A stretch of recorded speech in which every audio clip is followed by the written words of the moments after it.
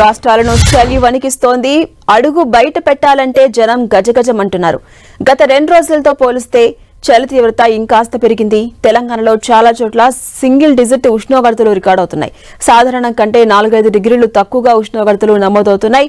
తెలంగాణలోని పటాన్చెరు, ఆదిలాబాద్లో 7 డిగ్రీల ఉష్ణోగ్రత నమోదైంది. మెదక్, రాజేంద్రనగర్, హనుమకొండలో 9 డిగ్రీల కనిష్ట ఉష్ణోగ్రతలు రికార్డయ్యాయి.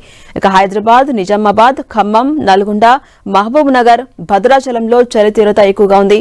పొగమంచు కారణంగా వాహనదారులు ఇబ్బందులు పడుతున్నారు.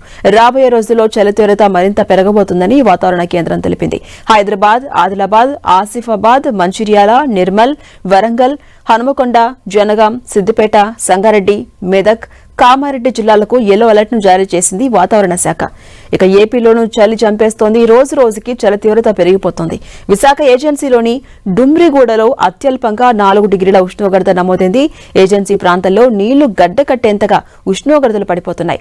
అల్లూరి, పార్వతీపురం, శ్రీ సత్యసాయి, కర్నూలు, అనంతపురం, అన్నమయ్య, ప్రకాశం, చిత్తూరు జిల్లాలో 12 డిగ్రీలలోపే ఉష్ణోగ్రతలు నమోదవుతున్నాయి. ఇక పాడేరు ఏజెన్సీలో చలి తీవ్రత మరింత పెరిగింది. మరోవైపు దట్టంగా పొగమంచు కమ్మేయడంతో పగలు కూడా లైట్లు వేసుకుని వెళ్తున్నారు వాహనదారులు.